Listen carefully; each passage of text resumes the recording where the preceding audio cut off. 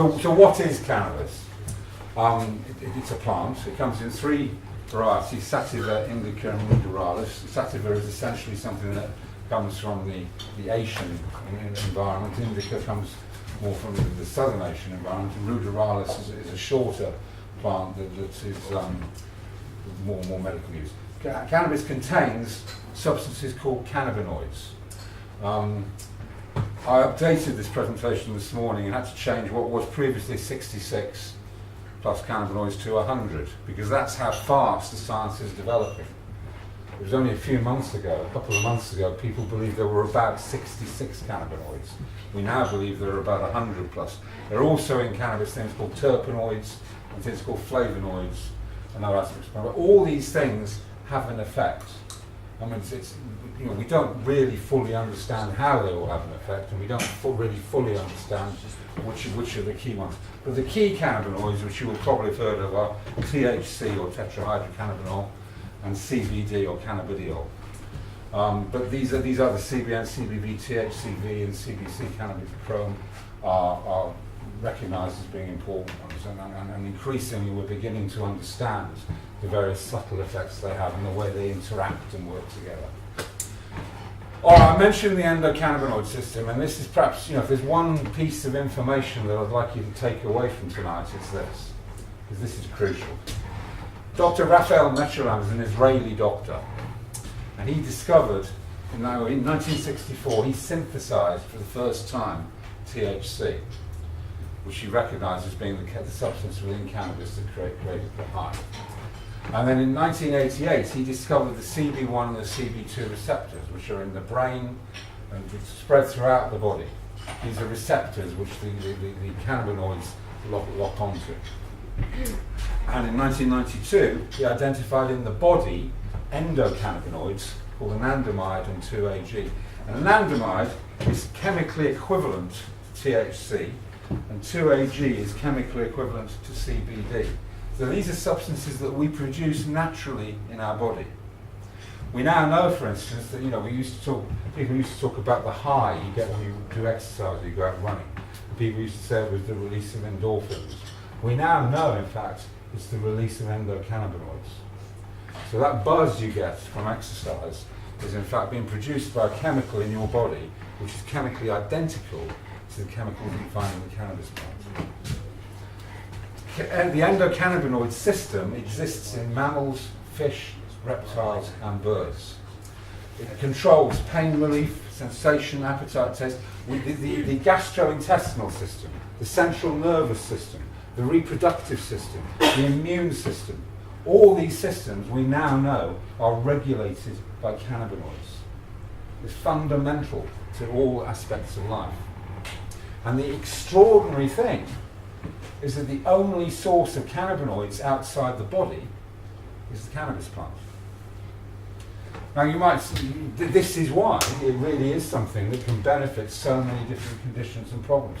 And there's a doctor, Donald Abrams, in the States now, who is researching very deeply into something called endocannabinoid deficiency, where many of these problems are actually caused by a deficiency that some of us have in our endocannabinoid system, which can be rectified potentially through the use of cannabis or through extracts of cannabis. So this is a hugely significant thing, and it really explains why cannabis has been used by mankind for over 5,000 years. Over that period of time, if it wasn't working effectively, mankind would have worked that out and would have stopped using it. If it was causing problems over that period of time, mankind would have worked that out and stopped working. So this really explains, this is how modern science explains why the cannabis plant is the miracle that it is.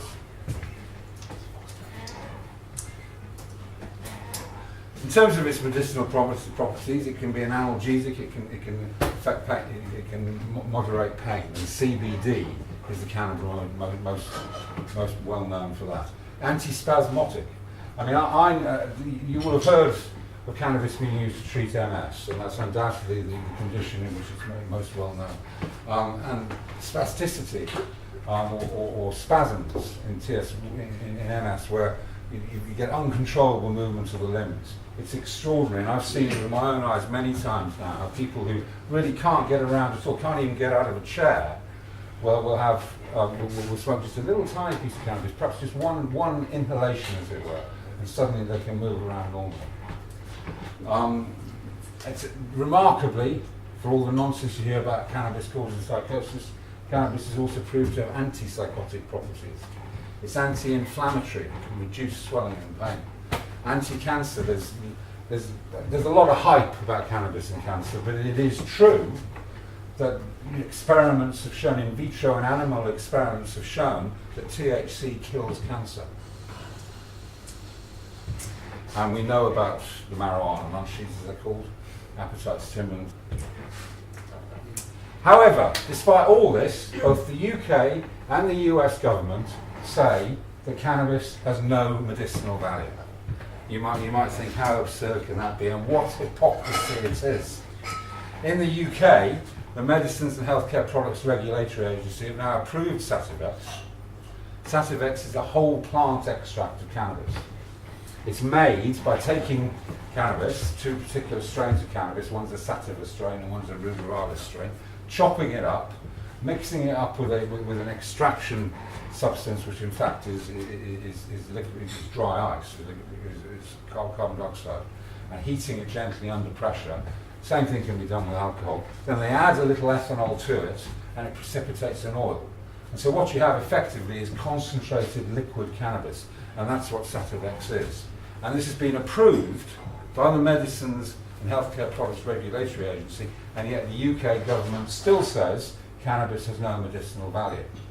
In fact, at the moment, under the Misuse of Drugs Act, they're having to reschedule Sativex. It's currently in Schedule 1, which is the schedule that says it has no medicinal value, and they're having to reschedule it in order to comply with what the MHRA says. And they say they're going to reschedule it in such a way as to distinguish it from cannabis.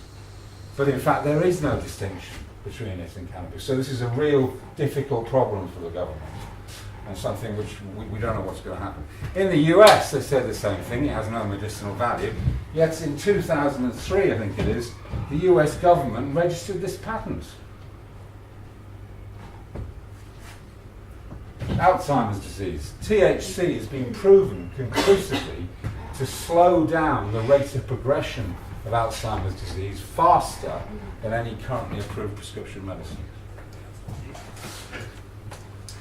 And just as an indication, there is peer-reviewed scientific research on every single one of these conditions demonstrating the effectiveness of cannabis. And yet all the time, the US and the UK government say there is no medicinal value. So coming back to Sativex, it is a scam. I mean, I have mixed feelings about GW Pharmaceuticals, the makers of Sativex, because I mean, you know, I can only admire the fact that they are the first people to have brought the benefits of cannabinoid medicine to markets. And they did it, firstly, by making massive donations to the Labour Party, which then resulted in the Home Office giving them a unique licence. It's almost certainly unlawful. They're the only people in the country provided with a licence to grow approximately 20 tonnes of cannabis every year. Most of it's grown, I understand, on an industrial estate, Kent Science Park near Sittingbourne. But Sativex has all been promoted with a white lie. Well, I call it a white lie. And that is, the white lie is that it isn't cannabis. What GW have gone out and promoted is the idea that Sativex is an extract of THC and CBD. But it isn't, and if you burrow down into it, and if you actually ask direct questions, if you even go on the GW Pharmaceuticals website, you will find out that it isn't an extract of THC and CBD. THC and CBD may be the two principal chemicals in it, but it contains everything else that naturally occurs in the plant. Sativex is sold at approximately 10 times the price that cannabis is sold on the streets. So in other words, what organised crime actually charges you to go out and buy a bit of weed, GW Pharmaceuticals is an even bigger criminal. It's charging you 10 times that much. And what about psychosis? What about this idea that cannabis causes psychosis? Well, if that was true, you'd think that on a bottle of Sativex, there'd be a great big warning saying, warning, may cause psychosis. Not at all. The latest thing that's happening about Sativex is it's just been introduced for the treatment of cancer pain in a number of hospitals in Manchester, and about a month ago now, there was a whole series of articles in the national press saying announcing the fact that Sativex was being used to treat cancer pain, and saying it doesn't give you a high. This was the big headline in the Sun, the Daily Mail, the Mirror. It doesn't give you a high, but it helps with the pain. If you actually look in the statutory document called the SPC, the Summary of Product Characteristics, and you look down, go through all the page after it, in adverse events, commonly euphoric mood. So when it actually comes to where they have to tell the truth, with the statutory document where they have to tell the truth, it tells you it gets you high. But when they come to actually marketing it and speaking to the press, they tell you it doesn't. So is cannabis safe? The most critical thing is there's never been a single death recorded anywhere in the world as a result of using cannabis, and this relates to what I was saying earlier on. The therapeutic ratio is a scientific term for measures the toxicity of a substance, and the ratio is about the effective dose to the lethal dose. So the effective dose to the lethal dose of alcohol is 1 to 20. You drink 1 unit of alcohol, but if you drink 20 units of alcohol at once, potentially it can kill you. Same with aspirin. Take 1 aspirin, fine. Take 35 aspirin at a time, it'll kill you. Cannabis is at least 1 to 20,000. Another indication of safety. In 2009, there were over 1 million admissions to hospitals as a result of alcohol. There were 3,000 admissions to hospitals as a result of peanuts. There were 750 admissions to hospital as a result of cannabis. Mainly panic attacks. So the risk of psychosis, which is the big thing that the tabloids love, all right? Alcohol is proven to cause psychosis in 1 to 2% of all users. This is something called Korsakoff syndrome. It's where what in fact is to do with is thiamine deficiency, where the alcohol prevents you absorbing this. So it's actually proven to cause it. In tobacco, 80 to 90% of people diagnosed schizophrenic smoke cigarettes.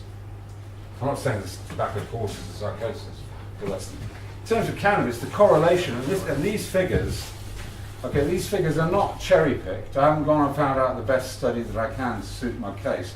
What I've done is looked at a study by Professor Glyn Lewis at the University of Cardiff, where what he in fact was called a systematic review, where in fact what he did was he took all the published research on the subject and averaged it out. And the fact is that the worst, the risk of a single instance of psychosis from the use of cannabis is 0.013%, and it's more likely to be something like 0.003%. So in other words, in order to stop one instance of psychosis, you'd have to stop 30,000 people smoking it ever in their life.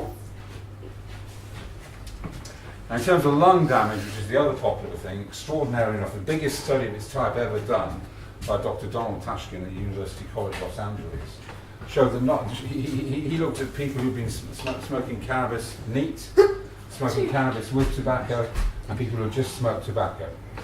And people who smoke cannabis with tobacco get less lung cancer, fewer lung cancers, and less COPD than people who smoke tobacco alone. And people who smoke cannabis neat get even fewer cancers and less COPD than that. And what he concluded, and this man started out as a skeptic. All right, he started out, you can read all about it, he started out believing that cannabis was going to be much more damaging to the lungs. But the conclusion he actually came to was that there was no association between the use of cannabis and lung cancer or COPD, and in fact what it appeared to do was provide some protective effects.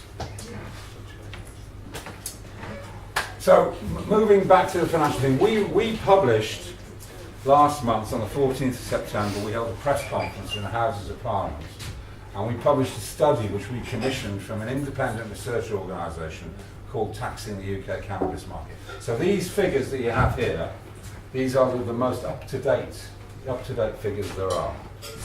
There are 3 million people using cannabis regularly, that's between daily and monthly. There are 300,000 people in this country growing their own cannabis. It costs about £500 million a year. The criminal justice system just for cannabis costs about £500 million a year. It's a £6 billion market, which at the moment is just gifted to organised crime and say, we don't want anything to do with it, it's illegal, let the criminals get on with it. There's no protection for children at all from the current situation. The only ID that a child needs is a £20 note. As I've already shown, the health risks are hundreds of times less than alcohol or tobacco. One of the great harms of cannabis or of cannabis prohibition is are the cannabis farms, where they're destroying property. People are being, Vietnamese typically, people are being human trafficked in to act as gardeners. There was a case only last week in Cambridge where some poor chap who's been in prison for 2 years already and is now about to be deported. They now discovered, in fact, that the UK Borders Agency had identified him as a victim of human trafficking in the first place. Despite that, we sent him to prison for 2 years, and now now we're going to deport him back to Vietnam. So, tax and regulate provides control. The proposal we put forward actually suggests the introduction of a cannabis inspectorate, which in itself will generate something like 2,000 new jobs. Looking at providing home licenses for home growers, etc. And on a conservative estimate, we did this, and if we introduced a tax of approximately £1 per 5% THC level on cannabis, it would produce a net benefit to the UK economy of £6.7 billion per annum. Now that is 3 times the entire international development budget. So this thing where we talked recently about the fact, and it is a noble thing, I suppose, that the coalition government has decided to maintain the international development budget as yet. But this is 3 times that budget, and they could do that almost tomorrow, just with a stroke of the pen. Not only would we benefit from the 6.7 billion, it would also reduce all the health and social harms associated with it. So, these are the aims and objectives are clear. First of all, to end the prohibition of cannabis generally. Secondly, and then the order of these is important. I've explained to you my reasoning already tonight. The second, as a matter of urgency and compassion, we must allow people who need cannabis as medicine to have it. Thirdly, to introduce a system of regulation based on facts and evidence, hemp, and a general education. The way we're doing that is we're trying desperately to work through the celebrity, arts and entertainment world. There are many people, most music that we listen to, these would not have been created without the help of a little bit of weed. Comment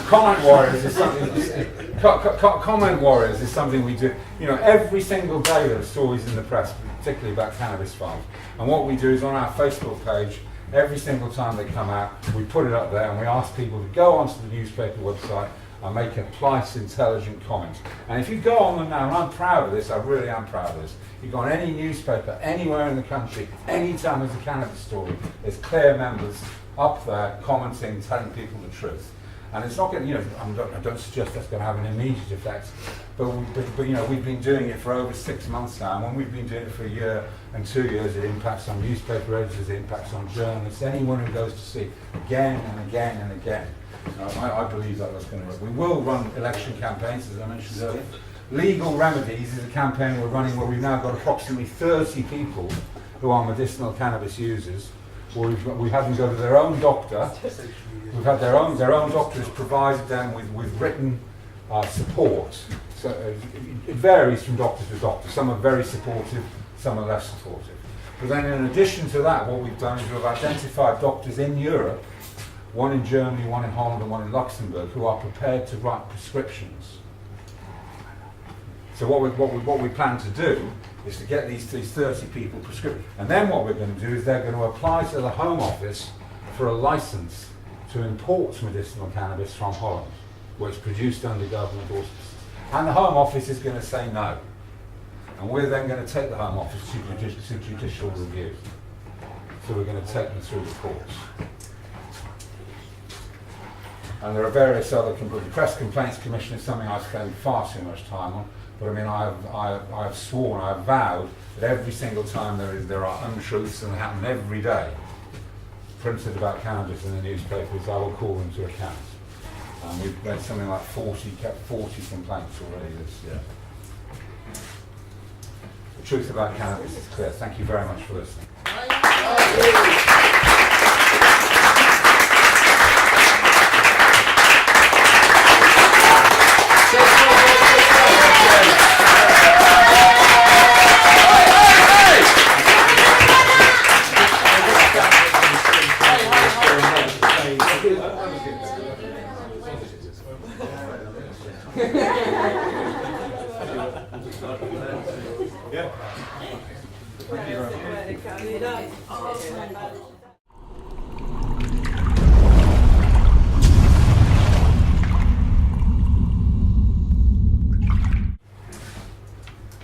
So what is cannabis?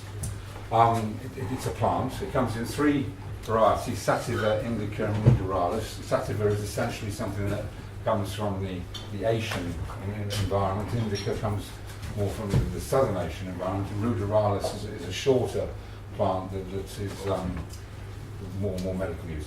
Cannabis contains substances called cannabinoids. I updated this presentation this morning and had to change what was previously 66 plus cannabinoids to 100, because that's how fast the science is developing. It was only a few months ago, a couple of months ago, people believed there were about 66 cannabinoids. We now believe there are about 100 plus. There are also in cannabis things called terpenoids and things called flavonoids and other aspects. But all these things have an effect. I mean, we don't really fully understand how they're. The information that I'd like you to take away from tonight is this, because this is crucial. Dr. Raphael Mechoulam is an Israeli doctor, and he discovered, in 1964, he synthesized for the first time THC, which he recognized as being the substance within cannabis that created the high. And then in 1988, he discovered the CB1 and the CB2 receptors, which are in the brain and spread throughout the body. These are receptors which the cannabinoids lock onto. And in 1992, he identified in the body endocannabinoids called anandamide and 2-AG. And anandamide is chemically equivalent to THC, and 2-AG is chemically equivalent to CBD. So these are substances that we produce naturally in our body. We now know, for instance, that people used to talk about the high you get when you do exercise, you go out running. People used to say it was the release of endorphins. We now know, in fact, it's the release of endocannabinoids will have an effect, and we don't really fully understand which are the key ones. But the key cannabinoids, which you will probably have heard of, are THC or tetrahydrocannabinol and CBD or cannabidiol. But these are the CBN, CBV, THCV, and CBC cannabichrome are recognised as being important ones, and increasingly we're beginning to understand the various subtle effects they have and the way they interact and work together. All right, I mentioned the endocannabinoid system, and this is perhaps, if there's one piece of information